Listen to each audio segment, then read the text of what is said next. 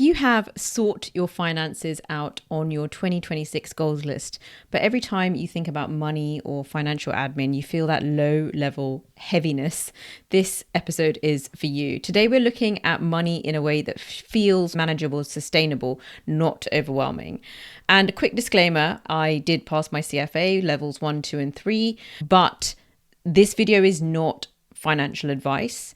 I am sharing approaches and systems that work for me. It's something that I follow closely, but these are not direct recommendations. Always consult a financial advisor before making any important financial decisions that impact your future. The reason why this is the second episode of the entire 2026 catalogue is because money is that important. Now, don't get me wrong, finance is not an end goal in itself, right? We don't just want to have beautifully organized finances for their own intrinsic sake. I mean, yes, some of us might derive a little bit of intrinsic joy from looking at a beautiful spreadsheet, right? But realistically, money, like coaching, is an enabler. It's not an end goal to have an amazing coach. If you do, that is going to enable many of your other dreams to come true. Likewise, your financial position massively shapes your career choices. It affects your risk tolerance and how quickly you can make your long-term vision happen. So this is why, as somebody that works on people's visions, I feel that money really needs to be a conversation on the table. It can sometimes still be a bit of a taboo topic. And as you've seen, I have also had to make various qualifications here about the fact that this is not financial advice. So it's one of those topics that is so important, and yet it's kind of hard to talk about with all of those different caveats. And no one's going to care whether you do it or not. And that's why, just like your career development, which we're going to be talking about next time, this is on you. And even if you are in a household where there is somebody else who's more in charge of the finances, unfortunately, I have learned through seeing some really sad stuff where it doesn't really pay to allow one person to manage the finances. So if you are that person that takes more of a back seat in their finances, I really encourage you to make this the year where that doesn't happen for you. There is nothing more empowering than being on top of your finances, even if you have a partner who is also on top of the finances as well. It is a powerhouse. It is going to serve you really well to both be on top of this stuff. Once you have some financial systems set up, you will feel the comfort of knowing that your money is working for you rather than you losing value each year. Or worse than that, losing money on expenses that you're not even fully aware of and missing out on protection. So why is January such a good time to look at this? January is a natural organizing window. Lisa Woodruff from Organised 365, she talks about 3 major organizing windows. One at the start of September, one now at the start of January, and another one in springtime. And so it is a natural feeling that many of us will have, a desire to get things in order. Now that could be in your house, right? It could be wanting to declutter and get rid of loads of stuff.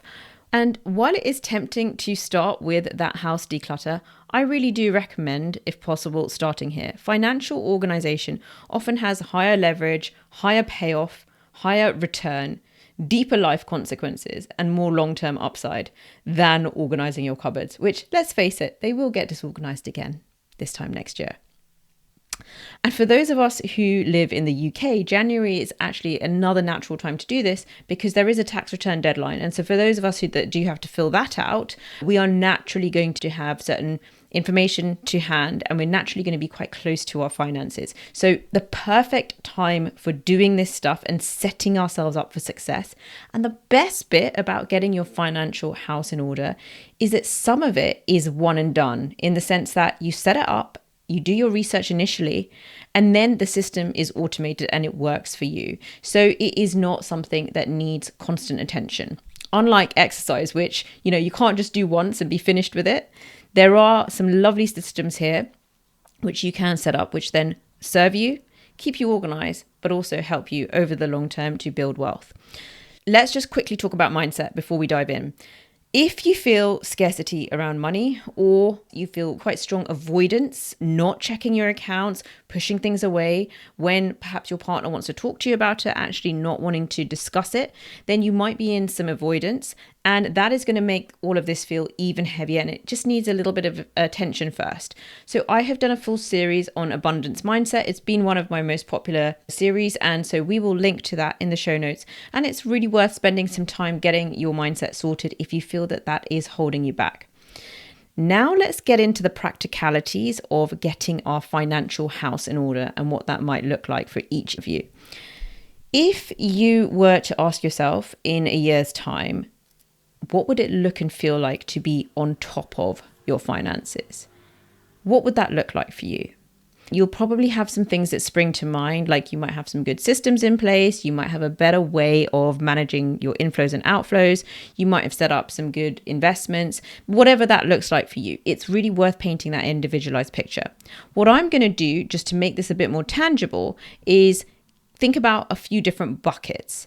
The first one is more of like the housekeeping and the admin side of things. So it's just knowing where your bank accounts are, your passwords, but then also things like wills and name beneficiaries and different forms of insurance, life cover, income protection, critical illness, and being able to ask yourself whether you have any obvious protection gaps. So that's one category. Another one is your daily systems and tracking. So do you need to track what comes in and out, and how are you planning to do that?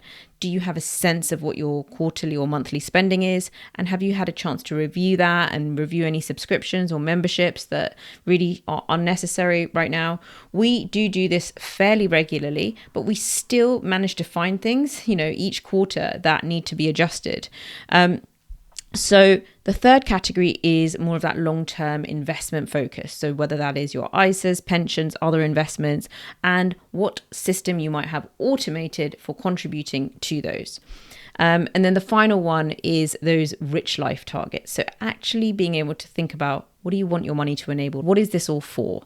What are your joy spends? What are your non-negotiables? Where are the areas where you'd happily spend more or less? Now let's turn this into easy, fun, and fits with your life. The easiest way to make something easy is to break it down brutally. So the first action that you might have on your list might simply be to find a good 20-minute slot that is regular in your diary. And I ask my clients the same thing when I start working with them. I say, what is a really good time that we can meet that is not likely to be derailed? Likewise, ask yourself, what is a good time in your week? And it might be 2 to 3 slots that you have per week for me to dedicate to my finance that are unlikely to get interrupted by more urgent tasks. And that is your first step. Your second step might be a brain dump, and it might be deciding everything that worries you about your finances, all the tasks that you feel you really want to do, or it could be working back from a year's time in terms of all the things that will make you feel like you're on top of your finances, but really doing that brain dump of all the possibilities. Now, it's really important that you see that as a brain dump and not as a to-do list, because then it's going to get overwhelming, you're going to run away, and this is going to be over. So this is an opportunity for you to start with the full picture. Then the next session you might use to prioritize, and you might say, what is either urgent, time sensitive? It could be that it's an ISA and the end of the tax year is approaching, and so you're going to lose that allowance, so that suddenly becomes urgent. Or it could be something that is really high leverage and high return, like setting up a little investment system for yourself that is automated every year. So decide what things feel really important for you and prioritize those, and then work down this from a prioritization perspective in terms of the things that are going to yield the most results, or on the flip side, the things that if they're not in place are going to be very costly for you. It's really worth looking at this from both sides. So that's some ideas for how you can make it easy to make progress, especially at the start, because going up that hill at the beginning can feel harder. So I want to break that down for you. So booking some time in regularly, brainstorming what needs to be done, prioritizing those. Each of those can practically be a session in their own right. How do you make this fun? Now, making finance fun or finance admin fun might seem like a tall order, but little things can make it feel more of a ritual. Having your favorite coffee drink or hot drink, putting on a little bit of music as you get started, right? And you get your spreadsheets open, and seeing it as a cozy 30 minutes where you're investing in yourself and your future self. And so putting that mindset of, I am taking the time. I might not make as much progress as I would like. These tasks always take longer. I have to context switch massively to get into the mindset of this. There's a lot of passwords and things I need to find. So it's going to be slow, but I am somebody who on a regular basis invests in this stuff for myself. And turning that into a ritual can make it feel calming, grounding, and something that you associate with pleasure because you've got a nice drink with you. Okay, how do you make this fit with your life? Now, this is the diary bit, and this is just like I explained with my clients. We want parts of the week that are less likely to get derailed. What I really encourage you here is not to see this as an optional extra on top of your day job. There are many parts of your day job that are going to get done anyway, because lots of people are going to be asking you. So don't leave this one to a Friday afternoon, because there's no one going to be tapping you on your shoulder at the end of the week saying, did you make progress on your finances? Whereas people will ask for other deliverables from you. And so this is that needle moving work that makes a difference over time, the important, not urgent work, as Stephen Covey would say. So give it priority, do it early in the week, do it in the morning. It's desk-based work, so I give you a bit of license here. I'm sure most of us put in far more to our work outside hours than we would either like or than is recorded. So if you're going to be perhaps staying a bit late or doing some extra work in an evening or a weekend, you are more than justified in using a little bit of early morning time at your desk to get some finance stuff sorted. Perhaps it's on a work from home day, or perhaps you do it before your official timing of your day starts, in the 30 minutes before your time starts, or you shorten your lunch break so that you can get that done. Now, once again, I need to qualify here. I'm not telling you to play hooky. Please don't quote this as a way of me telling you, Maya said that I can eat into my working day to do this finance work. I'm saying just be a little bit creative about finding a way that works with your requirements, responsibilities, but that doesn't deprioritize this stuff, because this stuff is the stuff that's going to make a difference to you long term. So be sensible about it. But I'll give you an example. When I was studying, but in full-time work, I used to make sure, because I'd be tired at the end of the day, I used to make sure that before the official start time, I used the hour before to get an hour of study time, and I used my lunch break. So I had done every day by the end of the working day, at least a couple of hours of study. That was dedication and also desperation, because when you're studying in full-time work, it's pretty tough. But that's what got the job done. And that's the type of thing that we can make work here. Find a solution that works for you and let me know what it is. So that is the final bit. So we have now thought about how to make it easy, break it down to the smallest possible task, make it fun. So turn it into more of a ritual and a mindset that you're somebody that invests in themselves. And finally, fit with your life. And I have just explained that there are so many different ways to build in. It could be just 15, 20 minutes of desk-based time on this earlier in the day and earlier in the week. Like I said, no one's going to ask you for this. So I hope that's been helpful.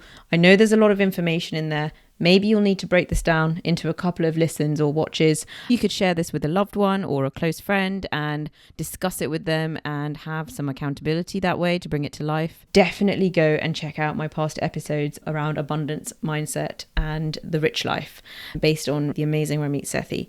But do give this the time and energy that it deserves. And I look forward to talking about our next topic, which is that career strategy for 2026 next time.